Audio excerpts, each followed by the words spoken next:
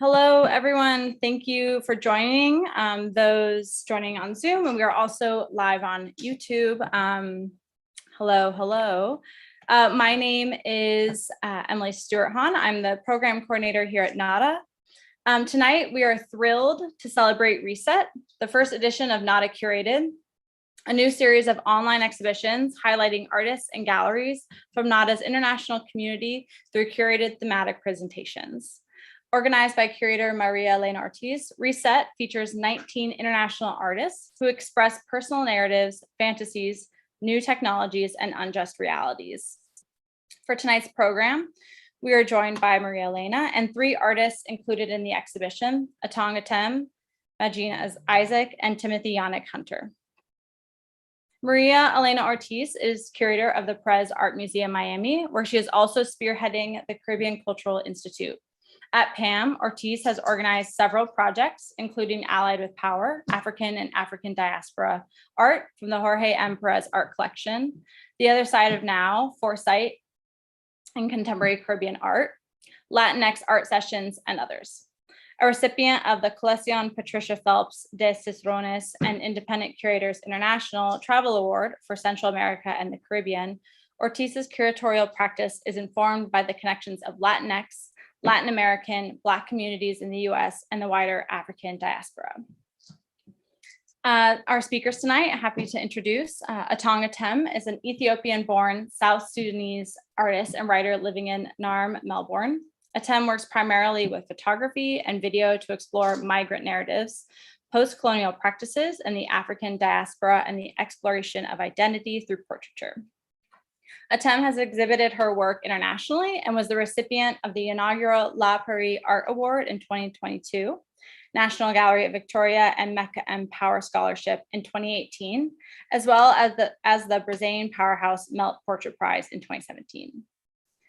Madjeen Isaac is a Brooklyn-based Haitian-American visual artist whose practice is rooted in reconstructing melanges of urban and tropical environments to create utopias and realms of her imagination.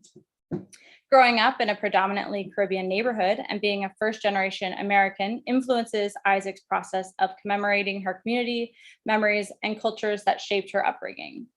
Isaac received a BFA in Fine Art from the Fashion Institute of Technology and an MA in Art and EDU and Community Practice at New York University. Timothy Yanick Hunter is a Toronto-based multidisciplinary artist and curator. Hunter's practice employs strategies of bricolage to examine non-neutral relationships relating to Black and Afro-diasporic experiences, as well as concurrent strategies of decolonization. His approach alternates between exploratory and didactic, with a focus on the political, cultural, and social richness of the Black diaspora. Hunter's work often delves into speculative narratives and the intersections of physical space, digital space, and the intangible. Hunter received his BA from the University of Toronto and has been artist in resident at the Art Gallery of Toronto and Pada Studios in Portugal.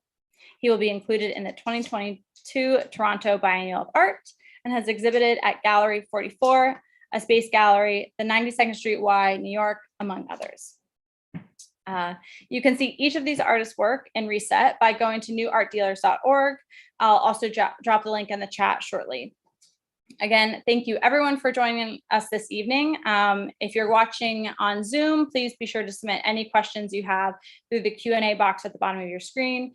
If you're tuning in through YouTube, you can ask your questions in the chat and we'll get to them towards the end of the evening. Now, without further ado, I'd like to hand it off to María Elena. Thank you. Thank you, Emily. It's a pleasure to be here. Thank you, NADA, for the invitation. And also thank you to all the artists that participated on this program, as well as the galleries.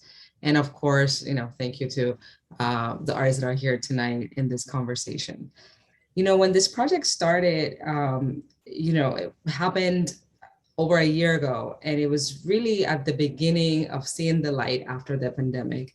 And not only the pandemic, but also the social problems and social violence that was happening in the country. And it was really a moment that, I was thinking, what does it mean to reset at that particular moment? I think that, of course, take into consideration everything that has transpired in the last couple of days and that will continue to transpire in the recent hours.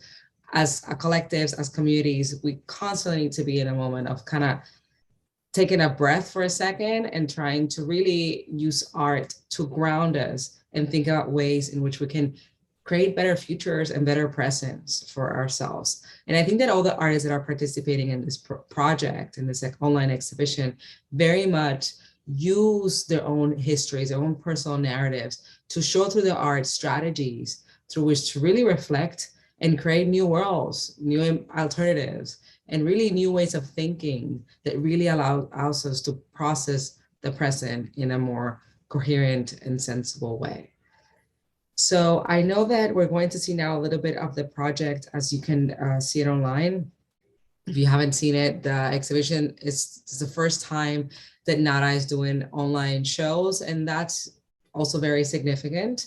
I personally, as a curator, I really like NADA because I feel like here is where you see some of the best emerging talent that is out there. So there's another opportunity for you to perhaps not wait until the fair moment, but actually see in real time a lot of interesting work that is being produced internationally. And as a matter of fact, the artists, as very much Emily mentioned in their introductions, they come from a lot of different places, you know, the US, Canada, Africa via Australia, and very much kind of presenting a very global presentation of a global diaspora, creative global diaspora. The artists, as I mentioned, they're from very different places where they very much, you know, speak to ideas of what's happening today. For example, you know, Lewis Cameron's work, those are actually, he's looking into what some of the last words of the people that were brutally killed by police, in this case, Breonna Taylor, and thinking about what those words mean. In this case, you know, who is it? And how that phrase transformed a generation, right? And then there's other work like Bradley or Taskiran, who creates this very surreal, kind of dreamlike compositions that you then see kind of like those different worlds kind of collapsing within themselves, right? This kind of escapism or very much beautiful depiction that also shows an internal reflection with this other present real moment, right? So I think that there's also this really beautiful weaving of what different artists are creating at this time. And, you know, going from different works like the Ximena Garrido Leca, which is a work specifically criticizing colonization in Peru. So kind of providing a Latin American perspective with this very beautiful sculptures that specifically deals with ideas of mining and so on in Peru, present-day Peru, which you can see right here. Again, kind of looking into this work that also, even though it has a very heavy content, the work also speaks about ideas of textiles and weaving and very much the grid and the sculptural. So a lot of the works also have that very, very layered and multidimensional work that we can very much speak to, right? And then I should also mention that, for example, Kathy Scholz, there's a couple of videos in this exhibition, some which also speak to how technology is affecting our everyday life. And that's the case of the video here by Kathy, how we very much negotiate our identities that have become just piles of data on the internet, and how that is consumed and also sold and repurposed on the web. And then, of course, there are artists, and you know, tonight we have great artists that we're going to speaking with that also speak to ideas of identity and Black identity, and how artists are very much creating through photography, to painting, and through other two-dimensional works, really speaking again as a collective kind of Black network of creativity. And the works, again, like in the works of Antoine Washington, he's specifically speaking about ideas of Black identity, Black male identity, and is as a site for hope and imagination. So a lot of variety in terms of content, in terms of mediums, in terms of outcomes, but the artists here very much kind of show art today in real time. So now I think that I would like to pass it on to the artists that are here tonight, because I think that that's always the best part of these conversations. And we'll start with Atong. Hi, thank you for that really wonderful introduction. Yeah, it's a huge honor to be part of this and to include my work in such an amazing body of other works. So I'll speak very briefly for a couple of minutes about myself and the work that's in this exhibition. My name is Atong Atem. I'm a South Sudanese artist who was born in Ethiopia, lived in Kenya, migrated to Australia when I was 6 years old as a refugee, and have been living in Australia for most of that time, for all of that time, to be honest. So my work really speaks to my own experiences as a migrant person, my own experiences as a person from the African diaspora, and very specifically as a South Sudanese person outside of where I'm from, quote unquote. And a lot of my interest in specifically photography comes from an interest in history. So when I was at university, I initially studied painting and eventually became really interested in representations of Black bodies, Black people, Black subjects within a history of Western painting and how that's influenced contemporary non-Western painting. And that sort of led to an interest then in depictions of Black people throughout history, full stop. Which led to a study of ethnography, specifically ethnographic photography and ethnographic depictions of South Sudanese people and just African people in general. And I guess because I had my own history of photography from within my family that wasn't ethnographic and that wasn't problematic, I then became really interested in that pivotal moment in history when African people started depicting ourselves, when we took the camera, this weapon that was used to oppress us, and began to create dialogue with its potential and to present ourselves or to represent ourselves intentionally, purposefully, consensually, and all of that. So my practice is really about a continuation of that history of photography that exists in Africa as a response to colonial depictions, and very much a history of studio photography is what I'm really, really interested in. So this work, Dujok Close Up from 2020, is part of an ongoing series that I started in 2015 that was about combining my interest in painting, my interest with textiles, with my interest in photography, and creating these portraits that really depict and represent the intimate relationships that I have with people who come from a similar background to me, but also have a similar relationship to imagery, image making, depiction, and all of that. So this work is of a friend of mine who's also South Sudanese, who lives in Melbourne, and it's a direct copy of a self-portrait that I did in about 2014, like the same sort of face painting, but her hair is different to what mine was like. And a lot of my work really is about allowing myself to recreate the ideas that I've already expressed and allowing myself to figure out new pathways to talk about the things that I'm interested in. So yeah, I mean, I'm happy to go into detail as we progress, but that's an essential kind of overview of the work that I do and who I am. And hopefully that'll kind of lead to some curious questions. Thank you, Hatun. I guess now we'll go with Madjeen. Thanks, Maria. Atong, that was very amazing. I loved your description of your works and your practice.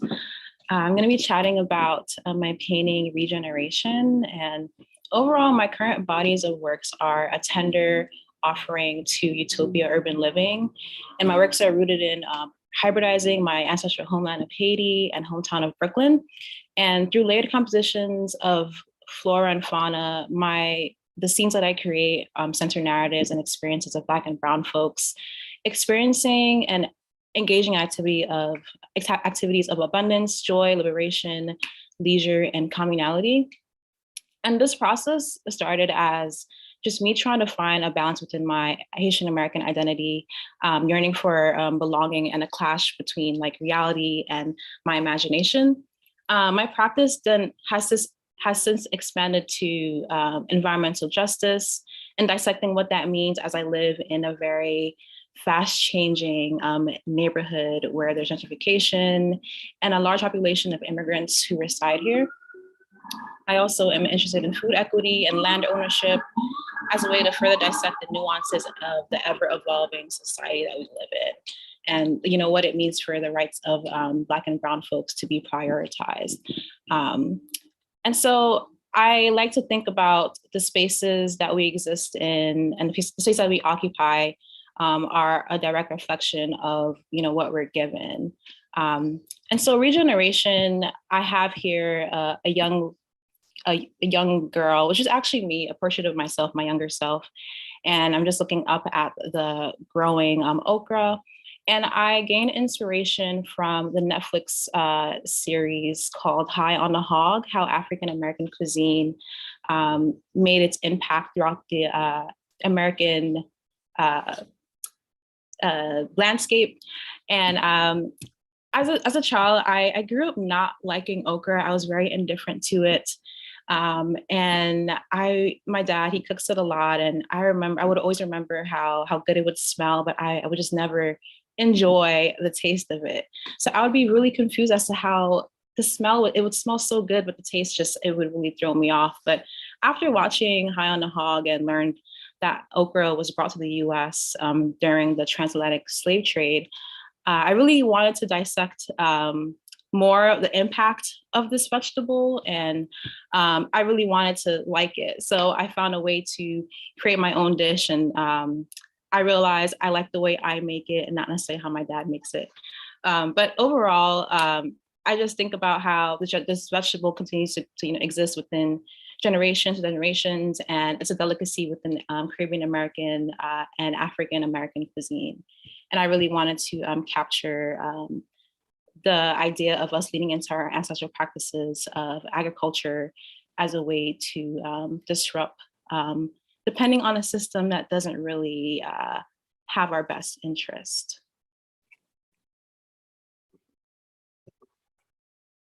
Thank you. I'll pass it on now to Timothy before we all get into a conversation.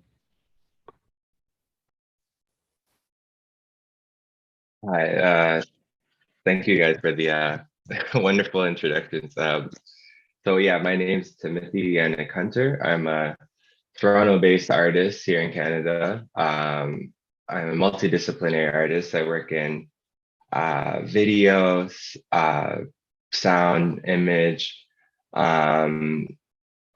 installation, and I guess to just give a brief overview of my practice, my work I kind of consider as a field work of independent research. So I'm really interested in archives, again, film, sound, image, and I guess I'm just I kind of used to use my practice to explore the gaps in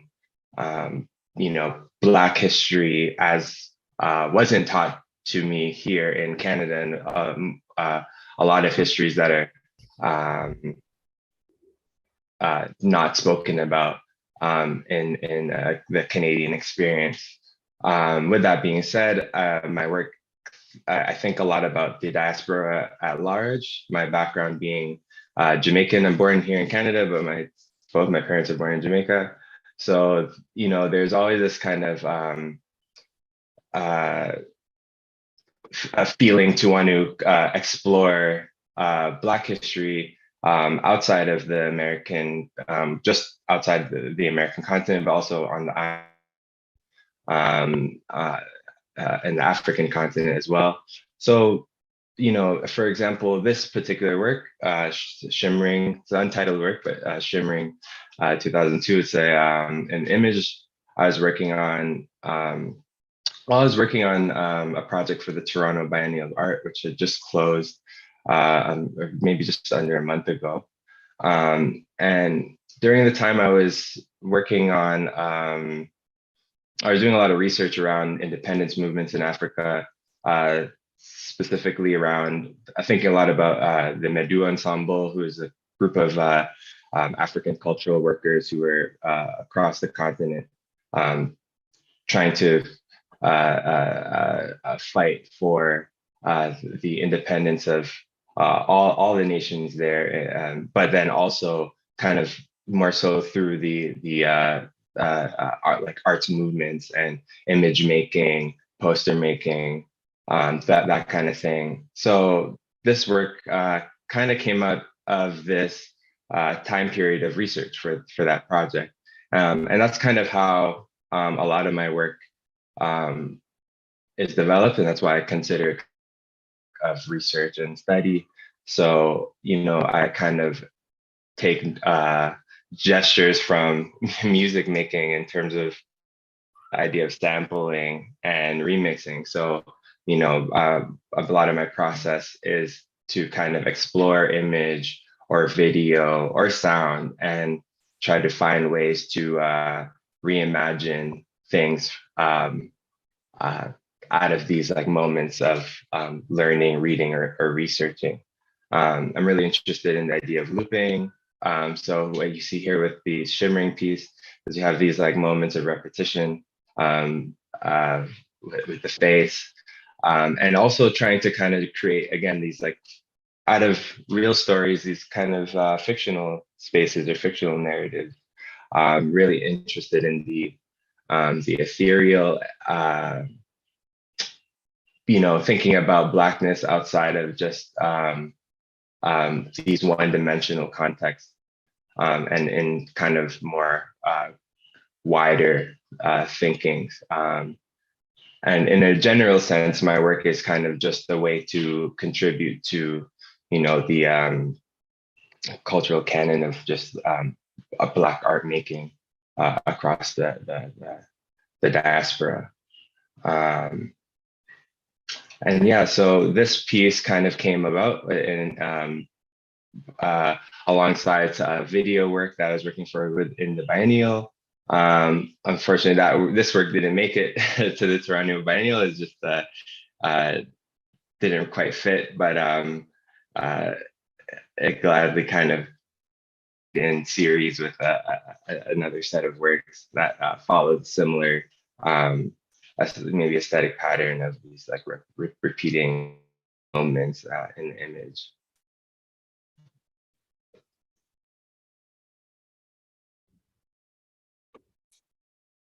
Well, thank you, everyone. I guess I'll invite now everyone to the stage. It's been great to see like how the diaspora certainly is a big thread within everyone's work. And I was wondering specifically like about notions of ancestry or the ancestral, right? How that plays into each of your works. I'll start just to keep it alphabetical. It's really interesting for me because I think a lot about ancestry and it informs a lot of the way that I think about the world and a lot of the way that I think about myself. But quite recently, because the history that I'm referencing is, 20th century history for the most part, that is the history of like studio photography in Africa in that specific moment around the 70s where it sort of clashed with fashion and, African textiles, which are actually Dutch textiles and all of that. So there's this relatively recent history. So the ancestors that I sort of reference or call to are like my parents and my grandparents. So I've been recently in dialogue with them and with people from that generation as a way of like, I don't know, cultural competency, I suppose, and also creating lineages that are grounded in lived experience that I don't have. Because so much of my work is about filling in the spaces of misinformation or non-recorded history with my own imagination. So there's a lot of surrealism, there's a lot of fantasy and science fiction in the work that I make, and I love that, but there's also that allows space for me to make silly choices or make uninformed choices and present things that are culturally incorrect or whatever. So yeah, I think for me the conversation of ancestral lineage and all of that is super duper present and has always been a part of my practice, but very recently it's become more how do I participate in my own history in a respectful and tangible way? And not just light some incense and have a beautiful moment.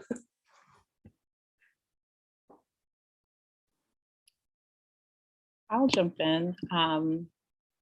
I think a lot about the images that I'm taking when I'm building up my archive. A lot of the images in my paintings are images that I take during my commutes, or I take from family photos. And so I'm deconstructing those to recreate these imaginative worlds or utopias. And they reference my upbringing, experiences with family, current times, what my community is going through, or what they prioritize or engage in. And I think a lot about how that sort of relates to orality or storytelling, like oral histories. And that's typically a collection of stories or historical facts put together. And usually the person sharing the story, they share it in their own ways, and it's never the same way. And I think that my works they're historical archives in some way, because they're capturing a moment in time, but in my own way. But I just choose to do it in a very nonlinear way. And it disrupts like the Western ways of archiving history. I guess Atong, you mentioned the feeling of like filling in gaps, and I think that's a lot of how I kind of consider my work and like what I'm trying to do with my work. Again, the idea of like the ethereal too, and like ancestral memory, and I'm really interested in that concept of like the subconscious knowing and like dreamscapes and these kinds of things. And I think my work in a way is a way to kind of synthesize all of those ideas. I do have feelings as someone who's first generation Canadian, with my parents being born in Jamaica, and then there's this longing to know history beyond the island even, and beyond Canada even. So in a way, the work is to reconcile these feelings, but also going in with an unknowing as well, and like embracing kind of again, this is the part where I fill in the gaps, but there's like this kind of these fictional narratives that you kind of invent in your work. And so in a way, it's like reconciling with like, at least for me, is thinking about reconciling with like lost history and those kinds of things, or lost ancestry. I find it very interesting that for example, we're here as all of us are as Black artists, very much thinking about ideas of reset, because I feel like in our backgrounds we have always been at struggles at times, and very much through our ancestry, people have been fighting for us to be here. So I find it very empowering that given everything that is happening, we can go back to our own personal histories to look for moments of strength. And with all the things that I was hearing from you guys, I was also hearing a lot about like, how to create our own reality, like how to create our own archive, how to create our own truth. And perhaps, I think each of you spoke a little bit about like the archive, and maybe you can like also try to think about that more in each of your work. Yeah, I think archive is such an interesting concept. It's super interesting what you said, Madjeen, about kind of non-linear or oral histories and oral traditions, because there's so much art language and art, or just language in general, like our common language that is sort of steeped in, colonial imaginations. And we come from outside of that, our imaginations stretch in very different ways in terms of our ancestry. So I think a lot about how I can reference and use the archive in a way that isn't about compartmentalizing, and that isn't about collecting and recreating colonial notions of history as something to be kept and to be held and to be put into a book and put into a basement or whatever. And it is so like difficult to do that when so much of my history is collected in that way, and so much of the access that I have had to that history comes from embracing and learning and knowing this like deeply colonial way of looking at the world, like going to university, learning how to look at the archives quite literally. And so much of my practice really emerged from looking at ethnographic photography from like the 18th, 19th, 20th century. And that stuff is like really potent and really dangerous. Like there's so much about the archive that gets lost in the need to acquire. And that is like, yeah, really like dangerous imagery, obviously dangerous in its representation and dangerous in its acquisition, but also dangerous in the sense that, 18-year-old me looking at these really traumatic images with no warning, but it's just, it's just factual. So it should be okay or whatever. So I think a lot about that. And I think a lot about this idea that you brought up, Maria, about the truth. And my interest in photography really comes from this interest in this idea of like things being completely objective. Like photography was for so long, and film to some extent as well, so long seen as mediums that can't lie and mediums that only represent the truth. And, these are really powerful tools and weapons that were used throughout history with that sort of that lie. And I think my reckoning with the medium and the reason that I use it the way that I do to create these sort of fantastical scenarios is to acknowledge and amplify the reality that there is no like purely objective object in the world, and that the camera specifically as a tool is as truthful as the photographer wants it to be, in that you are making a choice, whether you admit to it or not as a photographer or a filmmaker, to include or not include certain things within the frame, to light things in a particular way, to, frame things in a particular way, the distance, all of that, what lens you use, whether it's color in black and white, and all of these choices are informed by history. They're informed by those in power. So I find it really fascinating to like present these photographic works that I make that are as truthful as the ethnographic photographs, like they're still imbued with my own lens, my own perspective, my own problematic nature. So I think the archive is like deeply pivotal to my work, but also like one of the most problematic things that I have to constantly reckon with as an artist.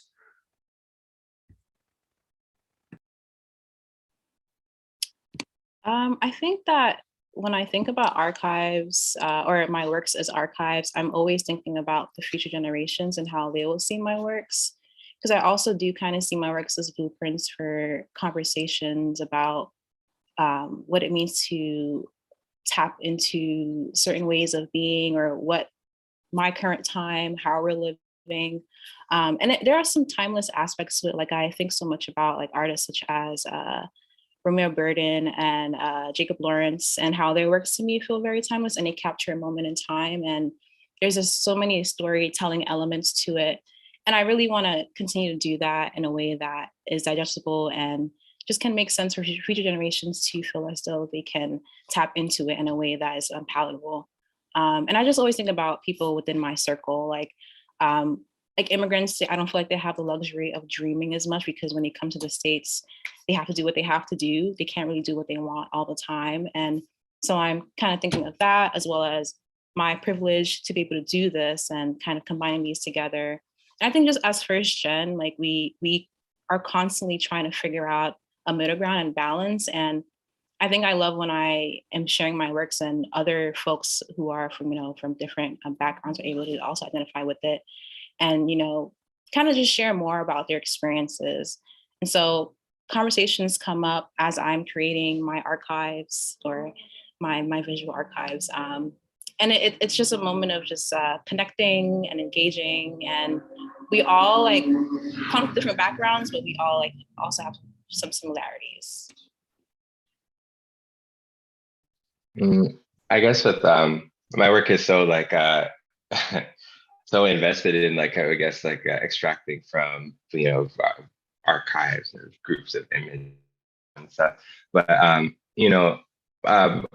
was very growing up. I was very and still am today. My practice is very inspired by music and DJing. The practices of like DJing and beat making and these kinds of things. And I don't know. I have very fascinated of kind of appropriation, reappropriation, and like resisting ownership, and like what as an artist, how I can make interventions to these archives, or like this archival imagery, and you know, whether it's problematic imagery, or it could be something very you know, an important image, trying to find ways to kind of recontextualize these things and bring them into like a space. And so I don't know, I think it kind of goes back to that feeling of trying to reconcile with this kind of the unknown, and again trying to like explore, at least for me, it's a way to fill in the gaps of like knowing and education, and again around like particularly Black history, and not just in an, you know, in Canada, because of the proximity to the US, we have such an Americanized view of what Blackness is. I mean, the culture itself is, you know, the proximity affects the culture in a wider sense too. So in this way, it's me resisting that and trying to explore other spaces and other, you know, educational material or imagery, and trying to, you know, kind of teach myself through that. The outcome is just like this artwork that we see, right? Whether it's a video or an image. But again, I think of, you know, my dad, he'd always have parties every weekend, and his friends come and DJ, and they spin all kinds of different music. And to me, it's like this way of participating in that in my own kind of way as a 31-year-old, trying my own, not doing it at barbecue, but, you know, in a different context. So. Barbecue and Caribbean music, that sounds like I could do that. Yeah, it's about that time, you know. Yeah. At least over here, it's warm. It's nice and warm, so it's like. You know, I think that there's also like something here with each of this work about representation and how each of you are negotiating, you know, kind of filling the gaps. So, and each of you do it in different ways. Like I feel like in the case of you, Timothy, you're less direct, and you kind of opt for a more ambiguous position in terms of representation. And is that correct? And I also mean that question also for both of you as well, in terms of how you grapple within what to represent. Yeah. Yeah, I mean, it can be. I think it really depends on what I'm working on at the time. But there is this, you know, I've had this conversation with a few like of my art, like other artist friends and stuff. I had a long conversation on the phone with a friend of mine, and we're trying to think about, you know, thinking back to like, you know, Black music. Like it's there's something that is, I guess we're talking about escaping the body and like what that could look like, you know, and like the abstractness of what Black music is. And he was talking about jazz in particular, and how you can't escape the Blackness of jazz, even though you don't see anyone, you just hear. It's really just, you know, if we break down the science, you know, it's just sound and frequencies, and these are things that we feel in us. So I think my work in a way is like how to replicate that feeling. And, you know, it goes back to, we were talking a little bit about ancestral memory and these things, how to evoke those feelings. This is purely as an artist, I guess, how to experiment in that way, like how to invoke those feelings, taking the typical path of representation.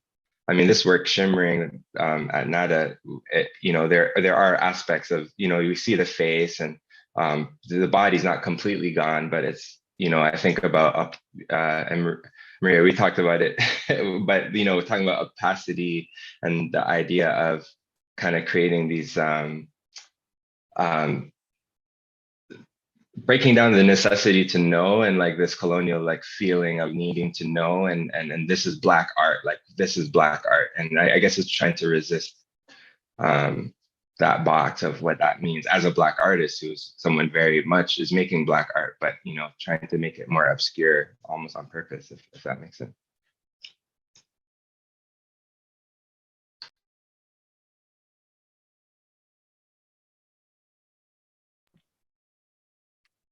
Does anyone want to add something in terms of what we're kind of speaking about in terms of, I mean, I think that for you, Atong, you use photography, which of course, you think about portraiture and the figure, right? But then there's also something which I thought it was interesting in our conversation that at times the work can read very like fashion or editorial, but you had like a very kind of interesting response to that. Yeah.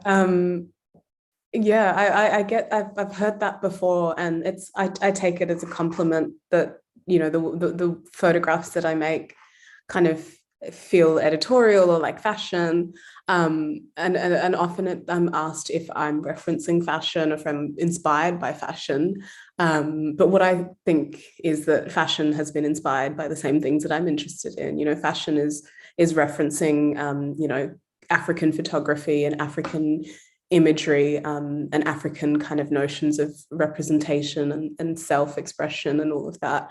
Because the imagery that I referenced is my family portraits, my family photos, which, when we fled the war, the only thing really that my family had with them was the photographs, photographic depictions of their past. So yeah, for me, photography is like a very tangible way of connecting with the past.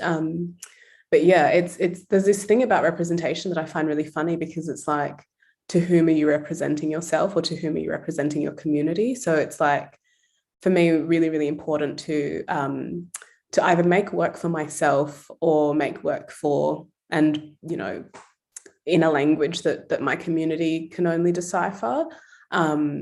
Yeah, because it gets really tricky when I'm thinking of, I mean, to give context, I live in Australia. It's an overwhelmingly, white country. It's still a presently colonized country. There are First Nations people in Australia whose struggles are different and much more severe than the struggles and the oppressions of African people who migrate to Australia. So it's like a very, complicated place to live as an African person. But it's so difficult to forget to, I don't know, ignore the sort of colonial place in which you live when you're making work. So I have this sense of like intense carefulness when it comes to depicting my own community and being really conscious of who's perceiving them. I think there's a lot of power in perception. Like, I don't know, I remember when I was first sort of learning about colonialism and ethnography and all of that stuff. I remember hearing all these, deeply problematic notions of like, people in Africa would be scared to be photographed because they said that the camera was going to steal their soul because they didn't know anything about the technology and all of that. But the more I sort of investigated and learned about colonialism and learned about colonial depictions and all of that kind of trauma, the more I sort of had to accept that that was an absolute reality, and that there is so much power in depicting and capturing, even the language that we use to talk about film and photography, like shooting, capturing, it's so like loaded and so violent, and it totally like weaponizes these objects. So there is a sense of like, yeah, I don't know, I think for me, representation kind of goes hand in hand with the tools and the history of the tools that you use to represent, and again the desired kind of view and, again, perception, who's perceiving you and why and how. And then again, it's like digesting, who's digesting you and your community and how. And it's just like all these metaphors kind of feel really loaded beneath the surface. I think that, Madjeen, you can probably connect to this idea of representing community, right? And the sense of responsibility. But also that really attracted me to your work is that even though at first you can read it as representation, it's actually very fantastical and magical. There's like hidden kind of codes and motifs that let you know that this space is also a very imagined one. Like there's a sense of non-reality to it. Yeah, as Atong was speaking, it made me think so much about, like, as I'm creating these worlds, I also hope that I'm not attracting the wrong folks within the spaces that I create, because I am ultimately depicting Flatbush, Brooklyn, like where I grew up, and the spaces that I occupy throughout Brooklyn. It's difficult. Like I feel as though I don't know really where my power is. Just, yeah, like as an emerging artist, like I'm just creating what I feel like, what I feel and what I see, literally like the people that I encounter every day and like the things that I'm just exposed to. I'm just like, recording it and like painting it. But as like someone who is just, viewing the works, like I don't have control as to like how they interpret it or how they view it. And I don't know, it's something for me to really think about moving forward. I also loved how you mentioned that you were tapping into images that your family has taken. And to me, it's just really cool how our ancestors or generations back are, they play a pivotal role in our art making. They're taking all these photos and we're taking from it and recreating from it. And I think that that's really cool. So I do the same thing where I'm tapping into family photos. And so it's just really cool. I think that, what will our works or how will our works inform the future, and how will it be digested by viewers?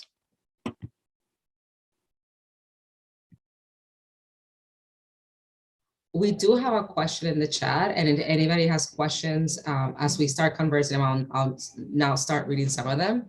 So there's a question here, which is Timothy's piece a part of a collection? Can we watch any of his work in any upcoming publications, magazine, billboards? There's a exhibition where the piece is hung. But other than that, there's no billboards or anything. It is a part of a collection, though. It's an ongoing series. So there's 3 works total. It's a part of a 3-work series, I guess. But I know I kind of just will probably keep making them until I don't feel like it. But yeah, nothing like billboards and stuff, nothing quite yet, no. Or magazine, not quite yet. And Timothy, you did say who was the person on the work, right? Oh yeah, no, Miriam Makeba. So the image is from a bigger image, and yeah, it's just a sample of like this bigger image of Miriam Makeba, and it also speaks back to the kind of the I guess the musical kind of inspiration, and as someone who is also very prominent as an activist as well. I felt, again, I was working on the piece while thinking about the independence of African states and stuff. And so that piece came out of that time period, along with other ones that are part of the series as well.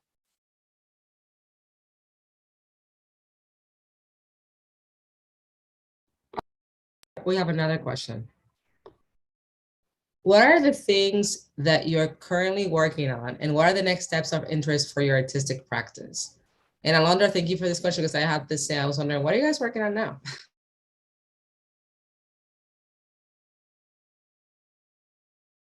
Shall I go first again? Yeah, okay. I was trying to mix it up and be like, artistic and creative and not have an order. I'm really, really excited to be working on like a bunch of new things. I recently got to show a film that I worked on in 2020 called Banksia, which is on my website, so people can actually look at it now, even though it's been hidden for like the last 2 years. But at the moment, I'm sort of expanding what a photograph can be and what a film can be for me. Like I'm definitely not the first artist to think about materiality in that way, but I think because my work is so deeply personal, it takes a lot to kind of push beyond whatever it is that I'm doing.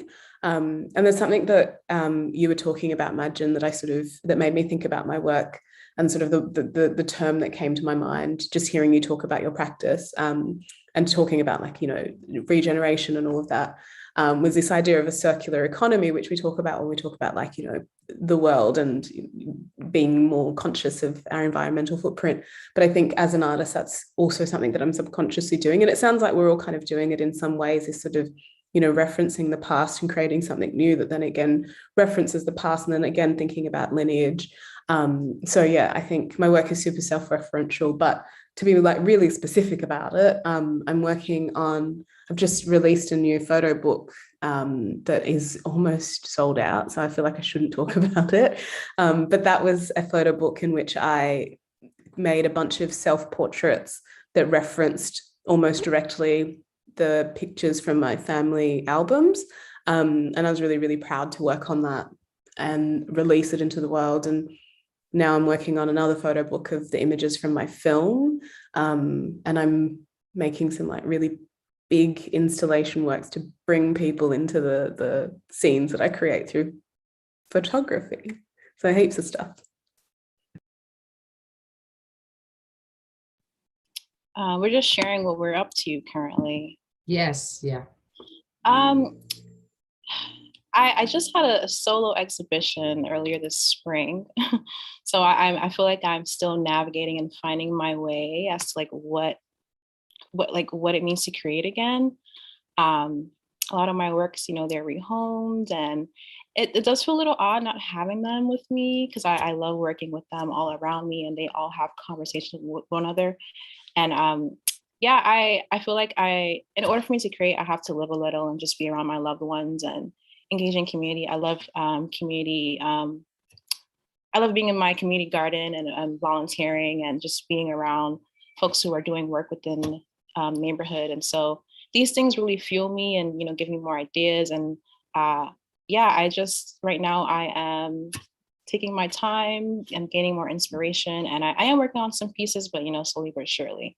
And I do have a couple of exhibitions coming up the rest of the year, in the fall, as well as in December, in the winter. Cool. So I'm kind of working towards a project at the African Biennial Photography in Bamako, in Mali, for October. So I have an ongoing kind of like a web project called True and Functional. The website is trueandfunctional.com. And it's just kind of, I don't know, I do them in editions from A to Z, but we're at like G now. I'm at like G or something like that. And so it's like each edition has this is kind of a compilation of works, or ephemera, things that I'm working on while I'm researching. They just end up there. So it's like sound work, video, images that I might just stumble across. And so in October, I'll be showing, I guess it will be kind of a real life rendition of one of the most recent pages in Bamako. So I'm just kind of working how I normally work. You just stay in the studio and just make art. And then, yeah, I'm just working towards that project. Congratulations. You guys all seem very busy. As you guys were speaking, I was thinking, all of you guys, all of you all, come from different backgrounds, different experience of blackness, right? And I was wondering if you felt that your work reads differently depending on where is it shown, especially because in some of the cases, it's also very personal. The work that like coming from a personal archive or showing on your own immediate community, or collapsing together histories that resonate with our own. Like I was just wondering about that question.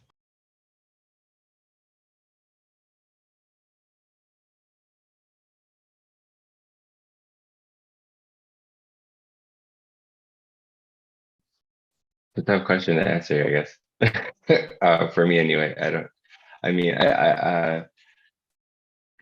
I feel, maybe, for example, like I show like my work online, kind of like self-directed through this project, True and Functional.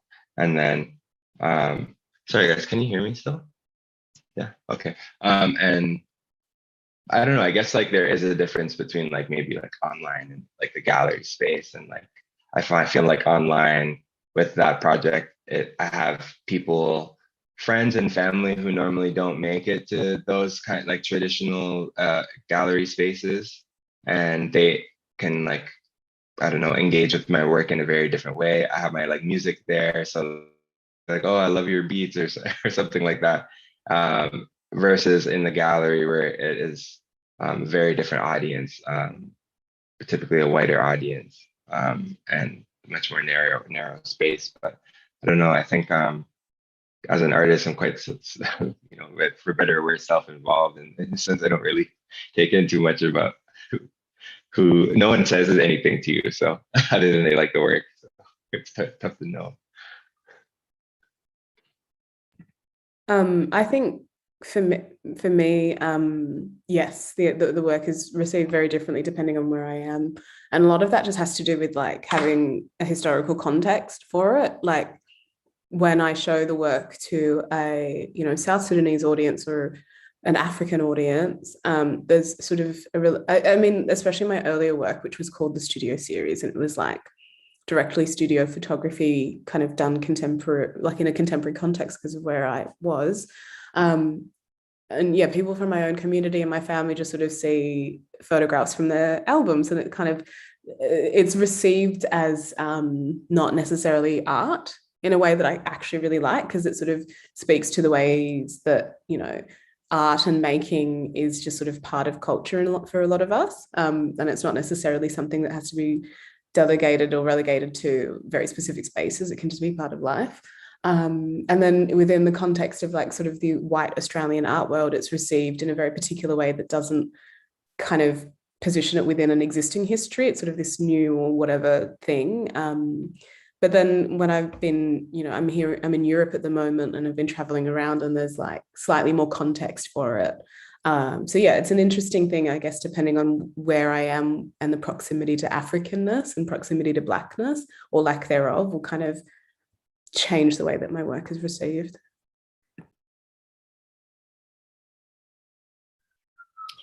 I think that's something I'm still trying to understand as I'm exhibiting my works more. Generally, folks always tend to feel a sense of nostalgia and familiarity from my works, and even joy. And I have realized that, after having my solo exhibition, folks have been able to pinpoint more detail that I put into my works as opposed to like seeing it through a screen. Because my works are large scale, and I tend to like have like little hidden things going on. And yeah, I think that generally people receive it in a very like joyous way. But I think moving forward, like as I create more works and even like tap into installation, because that's something I'm interested in, like literally recreating my worlds and having folks step into it and experience it. Yeah, I'm looking forward to how that would shift as opposed to like a two-dimensional work on canvas. That sounds really cool. I think, it's been a pleasure to be in conversation with you all. Thank you, NADA. Before we go, where can we follow you guys? Oh, and you can follow me at Contemporary Chica on Instagram, but where can we follow you guys, the artist? I'm on Instagram. It's my name, Atong Atem, but I also my New Year's resolution was to keep my website up to date. So my website is up to date. Please go see the hard work I've put into it. And it's otongatem.com. You can find me on Instagram at MADJXO. It's like the first half of my name, XO. And I also do have a website, MadjeenIsaac.com. I'm also on Instagram, just as Yannick Hunter, with one N. And my website is also yannickhunter.com. And I have, like I mentioned a bit earlier, there's trueandfunctional.com, which is, it's more of a web work, an artwork. So. Thank you, everyone who tuned in. Thank you to all four of you. María Elena, thank you for moderating this really special conversation, also for being the first curator of NADA Curated. It's been such a pleasure and a real treat. And for anyone watching, be sure to check out the show. It'll be online on newartdealers.org until July 5th. Thank you, Madjeen, Atong, and Timothy for being with here tonight. Atong, I know it's really late for you over in London, so thank you so much. It's been a pleasure and a real thank you for being so generous with your time. I hope everyone has a lovely evening, and yeah, have a wonderful rest of your night. Thank you. Bye.